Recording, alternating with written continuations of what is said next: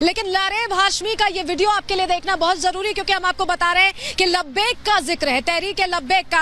आप ये मेरे बगल में जो तस्वीर देख रहे हैं, आप देखिए लब्बैक या रसूलुल्लाह का ये जिक्र कर रहा है और कह रहा है कि हम जिएंगे आपके लिए।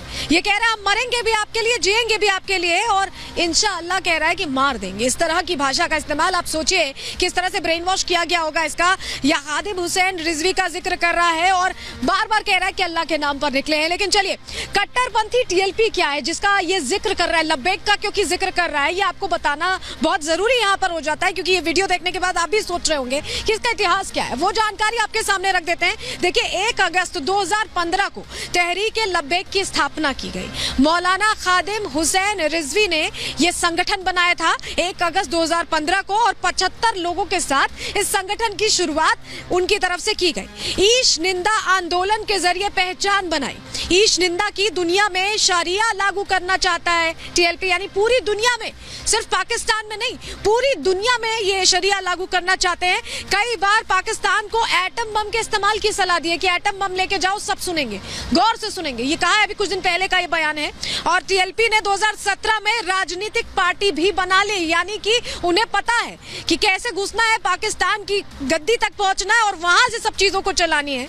नवंबर 2020 में खादिम हुसैन रिजवी का निधन हो जाता है और साद हुसैन रिजवी ने उसके बाद उनकी जगह टीएलपी की कमान संभाल ली और वही चला रहे हैं। और उन्हीं से प्रभावित था यहाँ पर जो ये अभियुक्त है वो पूरी तरह से। और तहरीक लब्बैक से आखिर पाकिस्तानी हुकूमत भी क्यों डरती है, ये भी आपके लिए जानना अहम हो जाता है। क्यों डरती है, उसके तथ्य समझ लीजिए, सुन लीजिए।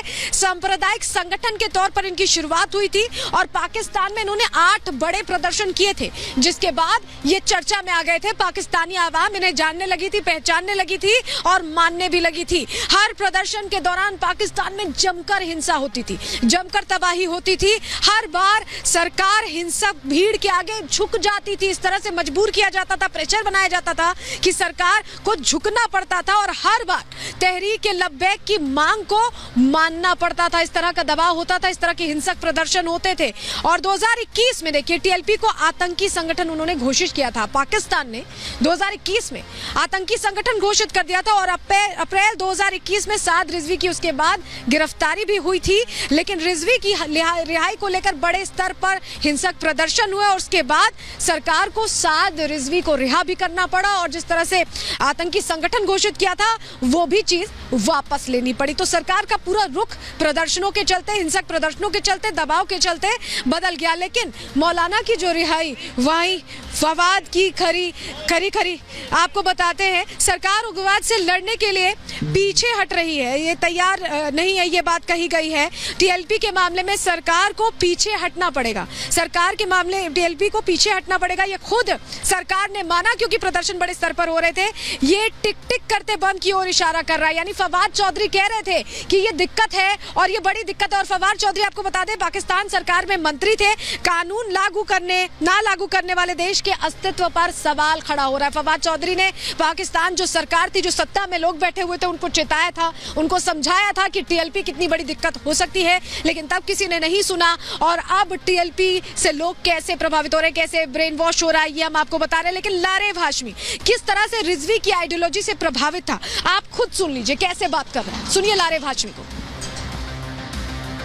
इस तरह वो इस्तेमाल करते हैं ना शब्दों का, वो आपने इस्तेमाल किया। तो पंजाबी बोलते हैं तो हम थोड़ा सुने थे, तो वही पंजाबी बोल दी। तो मतलब उनके समर्थक एक प्रकार से मानते हैं उनको। हाँ, उनकी आइडियोलॉजी हम लोग से मिलती है। उनको फॉलो भी करते हैं क्या? सर वो बरेलवी हैं, इसलिए फॉलो करते हैं। आपको जानते हैं? जानते नहीं हैं, बस ऐसे मतलब नेट पे देखे थे उनको। आप जो वीडियो आपको वायरल हुआ, उस वीडियो में उसी अंदाज में आप बोल रहे थे? बिल्कुल सर, वो इसलिए कि जो गुस्ताख लोग हैं उनको पैगाम देने के लिए।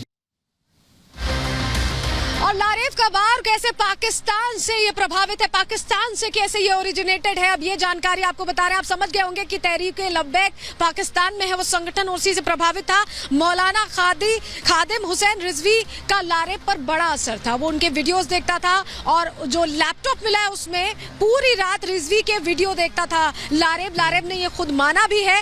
तकरीरों का लारेब के दिमाग पर असर होता, जो तकरीरें बोली जाती थी भड़काने के लिए, ब्रेन वॉश करने के लिए, अगर आप पूरे दिन वो वीडियोस वीडियोस देख रहे हैं तो आप पर असर हुआ और लारेब उसी से प्रभावित था। कंडक्टर पर हमले के बाद लब्बैक का जिक्र बार बार लारेब अपने वीडियो में कर रहा था, हमने आपको दिखाया भी। खादिम हुसैन रिजवी का भी जिक्र किया था लारेब ने, यानी वो बता रहा था कि वो उनका सच्चा अनुयायी है, उन्हीं के हिसाब से चलता है। एक बार सुनवा देते हैं पहले आपको कि किस तरह से पहले भी रिजवी ने एटम बम को लेकर भड़काने की लोगों को कोशिश की थी। सुन लीजिए पहले।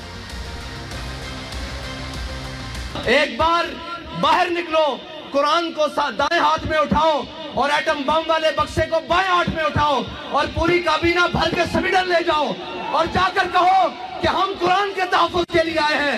सारी कायनात की नेमतें अगर तुम्हारे पांव में ना आ गई